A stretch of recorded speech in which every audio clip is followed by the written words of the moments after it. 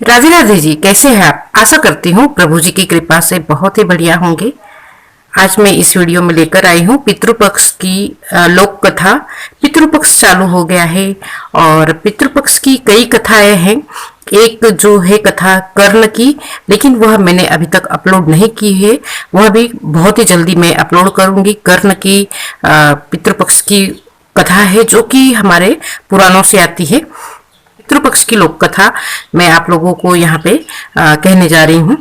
ऐसे ही हमारे हिंदू धर्म के संस्कृति, कथा, लोक कथा, हमारी रीति रिवाज, पर्व, तीज त्योहारों के व्रत कथाओं के बारे में जानने के लिए हमारे चैनल को सब्सक्राइब करें।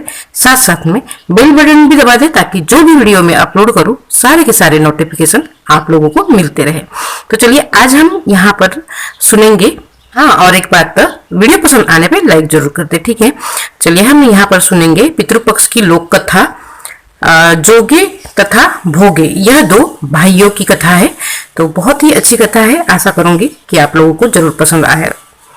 पितृपक्ष की लोक कथा के अनुसार जोगे तथा भोगे दो भाई थे। दोनों अलग अलग रहते थे। जोगे धनी था और भोगे निर्धन था। दोनों में परस्पर बड़ा ही प्रेम था। जोगे की पत्नी को धन का अभिमान था, किंतु भोगे की पत्नी बड़े ही सरल हृदय की थी। पितृपक्ष आने पर जोगे की पत्नी ने उसे पितरों का श्राद्ध करने के लिए कहा तो जोगे इसे व्यर्थ का कार्य समझकर टालने की चेष्टा करने लगा।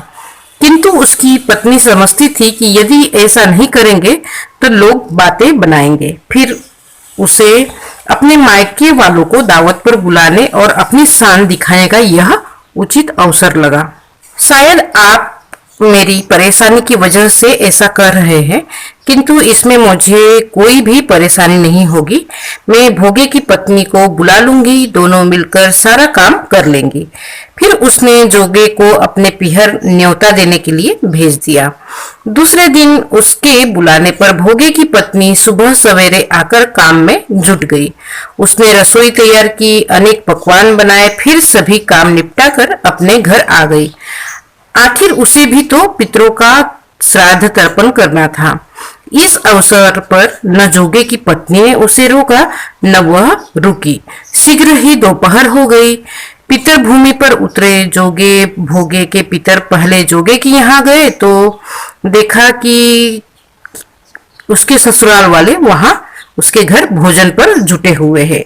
निराश होकर वे भोगे के यहाँ गए।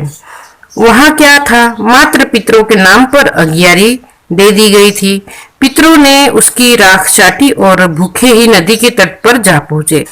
थोड़ी देर में सारे पितर इकट्ठे हो गए और अपने अपने यहाँ के श्राद्धों की बढ़ाई करने लगे। जोगे भोगे के पितरों ने भी अपनी आप बीती सुना दी।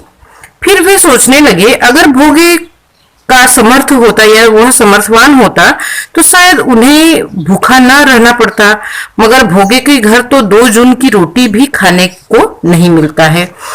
तो उन लोगों को ही नहीं मिलता है तो हमें कहां से वह इतना अच्छे अच्छे पकवान बनाकर खिलाएंगे।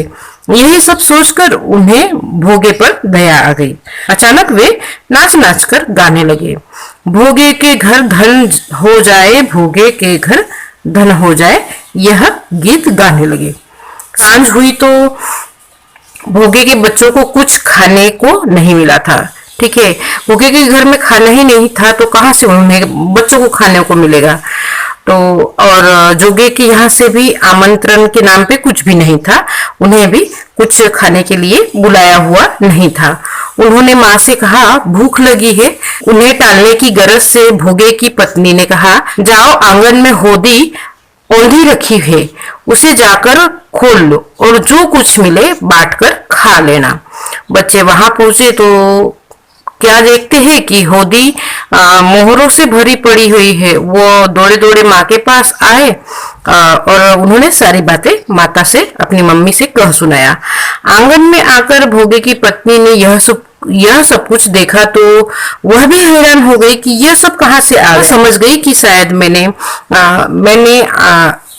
बहुत ही हृदय से हमारे पितरों को भोजन करवाया, भोजन नहीं जो भी हमें श्राद्ध तर्पण करना था वह करवाया है, शायद उसी का परिणाम स्वरूप है। तो इस प्रकार भोगे भी धनी हो गया। मगर धन पाकर वह घमंडी नहीं हुआ। यहाँ पर ध्यान करने वाली बात है।